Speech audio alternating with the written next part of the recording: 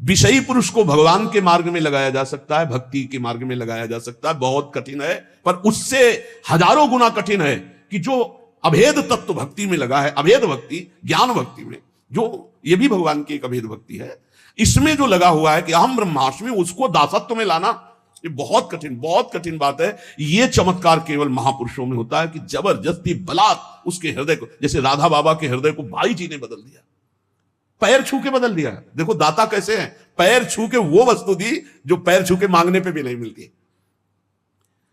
अगर संत संग मिल गया है तो ये प्रमाद मत करना कि तुम उनकी अवहेलना करके हट जाओ, बस इतनी बात पकड़नी है। पद्म पुराण में एक प्रसंग आया कि किसी प्राणी का शव जल रहा था, एक भगवत प्राप्त महात्मा वहां से निकले, उसके शव पर दृष्टि चली गई तो उसको नरक ले जाया जा रहा था। उस प्राणी को जिसका शरीर जल रहा था यमदूत नरक ले जा रहे थे, और उस भगवत प्राप्त महात्मा की दृष्टि पड़ गई चिता में जलती हुई, तो तत्काल वहां भगवत पार्षद आ गए, यमदूतों से छुटा के भगवत धाम ले, यात्रा बदल गई उसकी, नरक ले जा रहे तो भगवत धाम चलेंगे। मृत व्यक्ति की जली हुई चिता पे दृष्टि पड़ने मात्र से जब वो भगवत प्राप्ति के योग्य हो गया, तो जिंदा में उनकी दृष्टि पड़े, उपदेश हो, नाम कीर्तन सुने, उनकी आज्ञा पे रहे, तो उसको भगवत प्राप्ति नहीं हो जाएगी, इसमें क्या संशय। बड़े बड़े महापुरुष प्रसन्न रूप से यहां भ्रमण करते रहते हैं। ये धाम है, ब्रजभूमि है, आप जान नहीं सकते कौन किस कोटि का है। जहां लिखा हुआ है अवश्यमेव भोक्तव्यम कृतम कर्म शुभाशुभम, देख लो चमत्कार, भोगने ही नरक जा रहा था, उसकी चिता पे दृष्टि पड़ गई, रास्ता बदल गया, नरक का रास्ता छोड़ के भगवत धाम, भगवत पार्षद आए। जैसे नरक ले जा रहे थे यमदूत अजामिल को, संतों के संग से ही अपने बेटे का नाम नारायण रखा था, और नारायण पुकारा, यात्रा बदल गई, भगवत धाम चला गया। भगवान के वचन है अवश्यमेव भोक्तव्यम कृतम कर्म शुभाशुभम, बिना भोगे नहीं बचेगा जीव।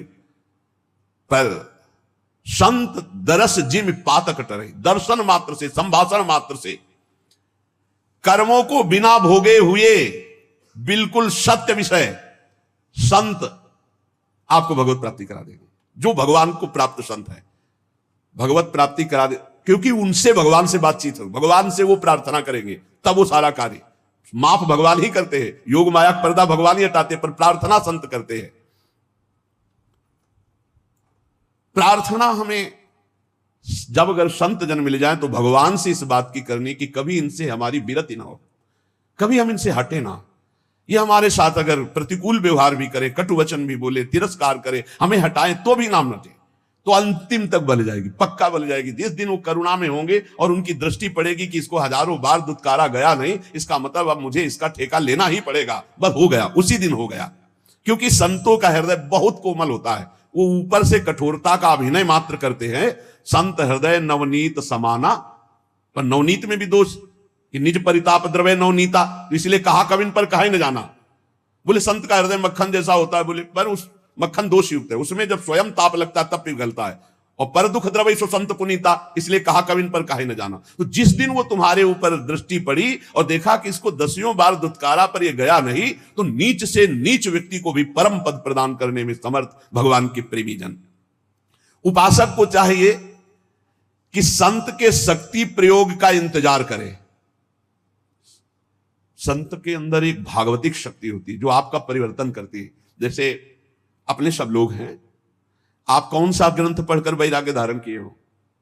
आप देखो, आपने कब सदासत का चिंतन किया है?